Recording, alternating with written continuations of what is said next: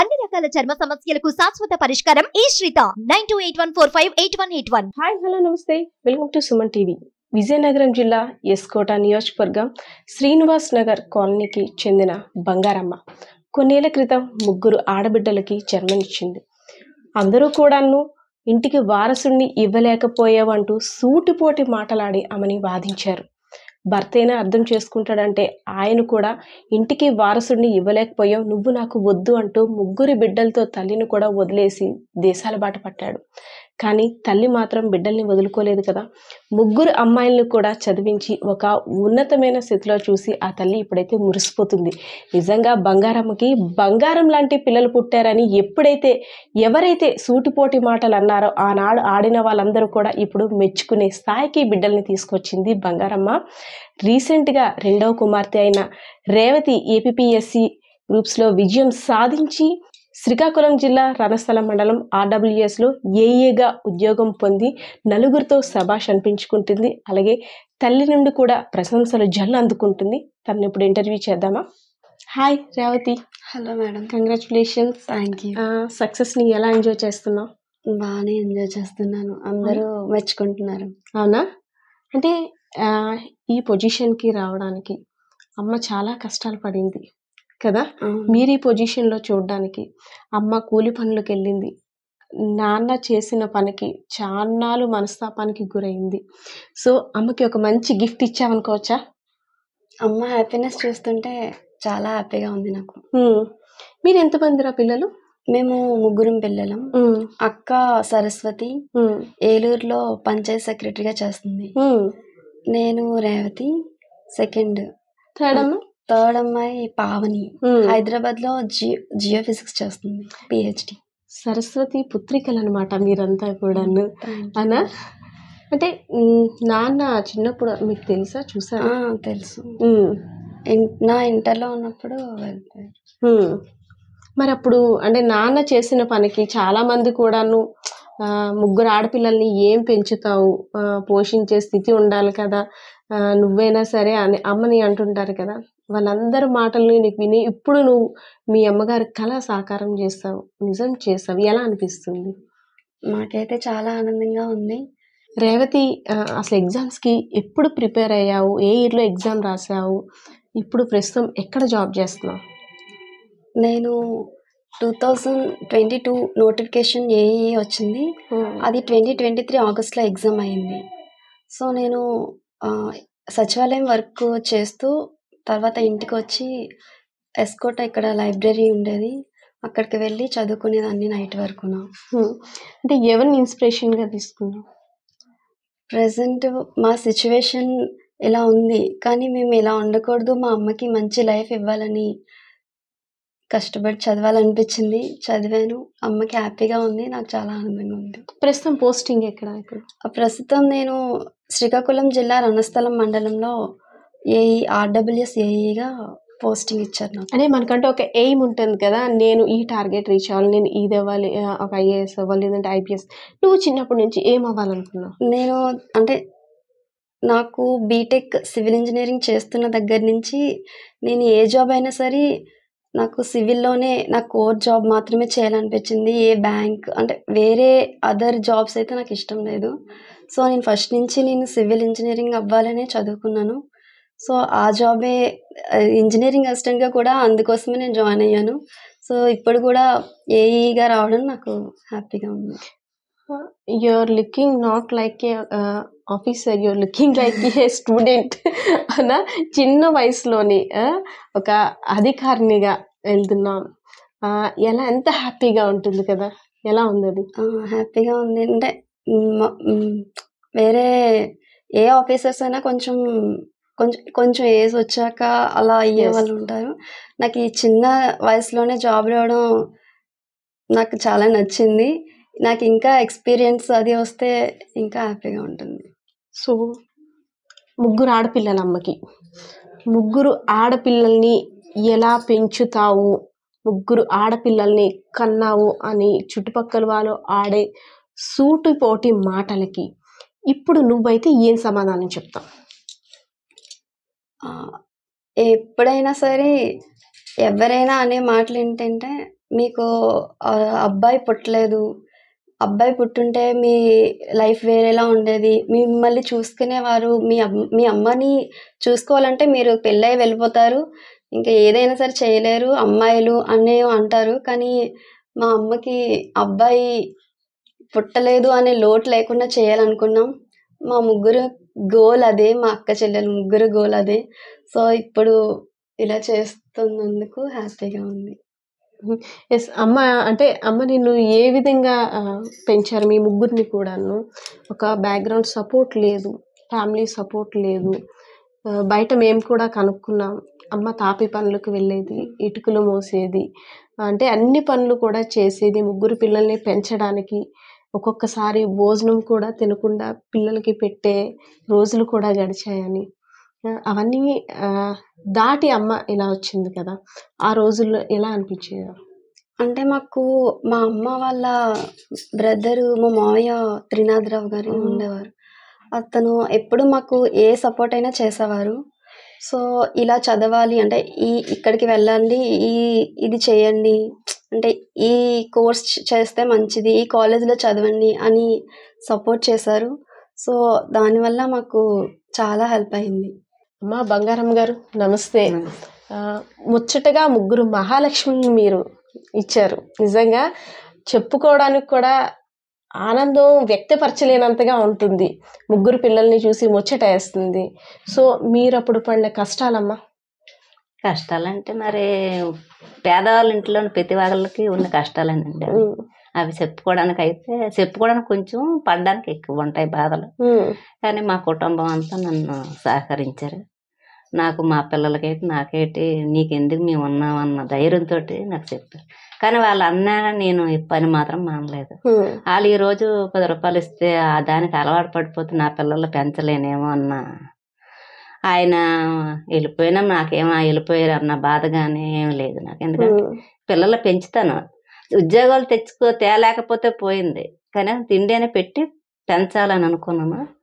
మరి వాళ్ళు నా పరిస్థితిని అర్థం చేసుకుని వాళ్ళు రెండో ఉద్దేశం లేకుండా వాళ్ళు చదివారు. అమ్మ ఎప్పుడైనా అనుకున్నారా, ముగ్గురు ఆడపిల్లల్ని కన్నాను కదా, వీళ్ళ భవిష్యత్తు ఏంటి, వీళ్ళకి పెళ్ళిళ్ళు ఎలా చేయాలి, అంటే తెచ్చింది ఒకరిని పెంచడానికి. ఇప్పుడు పరిస్థితులు ఎలా ఉన్నాయంటే కుటుంబంలో ఇద్దరు కష్టపడినా సరే ఇల్లు గడవని పరిస్థితి. సో మీరు ఒకలే తేవాలి, మొత్తం మీతో కలిపి నలుగురు తినాలి, అండ్ వాళ్ళకి ఎడ్యుకేషన్కి చదువుకు సంబంధించి కూడా చూడాలి. ఎలా అమ్మ ఇవన్నీ మేనేజ్ చేయాలి? ఏ రోజు డబ్బులు మిగల్చాలా అని ఎప్పుడు లేదు. 100 రూపాయలు కూలి తెస్తే 100 రూపాయలు ఖర్చు పెట్టుకుని పిల్లలు మేము తినేవారు.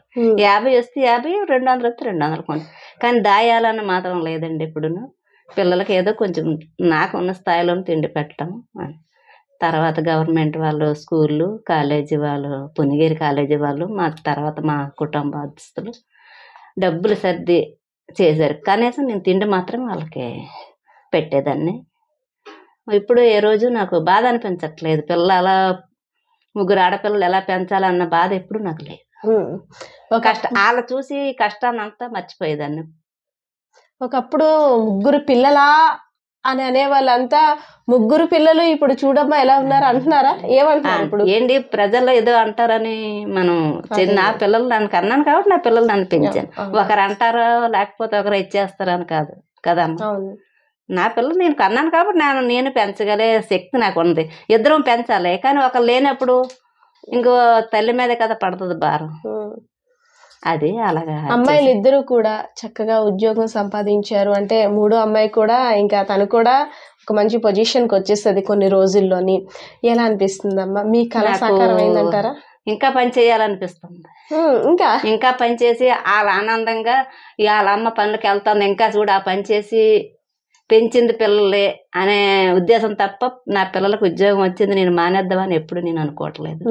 కానీ మానేస్తాను అనుకోండి, కాళ్ళు గట్టుకుని చేశాను. కానీ నా పిల్లలు ఎంత ఉద్యోగస్తులు ఉన్నా నేను పని మానేస్తాను నాకేంటి అన్న ధైర్యం ఎప్పుడు నేను పెట్టుకోలేదు ఆ మనసులో.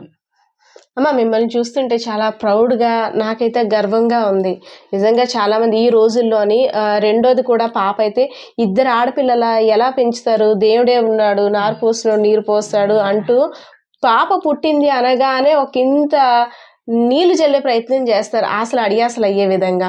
కానీ మిమ్మల్ని చూస్తే మాత్రం ఆడపిల్లలు పుడితే బెంగ పడాల్సిన అవసరం లేదు అని అయితే అనిపిస్తుంది అందరికి కూడాను. అయితే అమ్మాయికి ఉద్యోగం వచ్చింది కదా, మీరు ఎంత హ్యాపీగా ఫీల్ అవుతున్నారో మీ మాటలో వినాలని. నేను చాలా ఆనందంగా ఫీల్ అవుతున్నా. నా ముఖంలో ఆనందం చూసి వాళ్ళు మా అమ్మకి ఎంత ఆనందం ఇచ్చాం మాకు చాలు అన్నట్టుగా వాళ్ళు ఉన్నారు. నా పిల్లలు ఎంత స్థాయికి ఉన్నారు, ఇంకా స్థాయిలో ఉండాలి అని నా కోరిక. సరే, అంటే అందరికీ ఆడపిల్లల కన్నా పిల్లలందరికీ మీరు ఇచ్చే సమాధానం? ఎవరు ఆడపిల్లల కన్నాలు నా ఇదెందుకు పుట్టింది ఇదెందుకు చేసింది అన్న అనకున్నా మనకు సున్న స్థాయిలోను, అంటే వాళ్ళు ఉద్యోగస్తులు చేయిస్తామని అప్పుడు అనుకోము మేము, అనుకోము. మనకు ఉన్న స్థాయిలోనే మనం పెంచాలి. ఆ తర్వాత మనం దేవుడు ఎప్పుడు ఏదే చేస్తాడో మనకు తెలియదు, అంతవరకు పెంచాలి అంతే కన్నా. అందుకు అమ్మ ఇన్ని రోజుల్లో బాగా బాధపడిన రోజులు? బాగా బాధపడిన రోజులంటే ఇంకా అవి ఏం చెప్తాంలేండి. ఇంకా కానీ బాధపడిన రోజులంటే పనిలోకి వెళ్ళి రావడం, పిల్లలకి ఏదో గంజి చేసుకోవడం, తినడం, ఉన్న కాడ తినడం.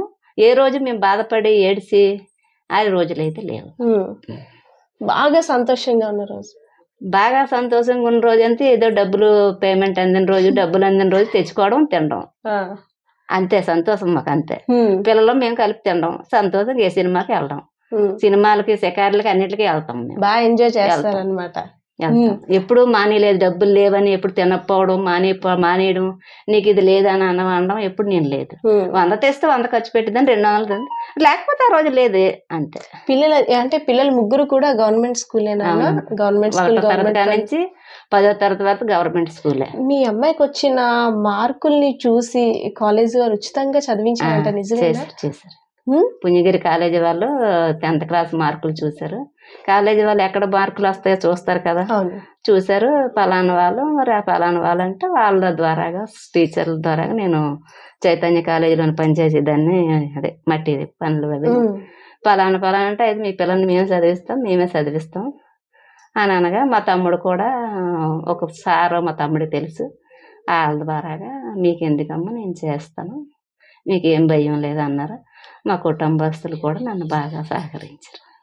రేవతి, చాలా మంది ఎగ్జామ్స్కి అటెంప్ట్ చేసి ఉద్యోగం రాలేదను నిరాశ చెంది ఇంకా మాకు ఇంకా ఉద్యోగం రాదు, ఎంత చదివినా వృధా అని అనుకునే వాళ్ళందరికీ నువ్వు ఇచ్చే సమాధానం ఏంటంటే, నేను 2018లో బీటెక్ రిలీవ్ అయ్యాను.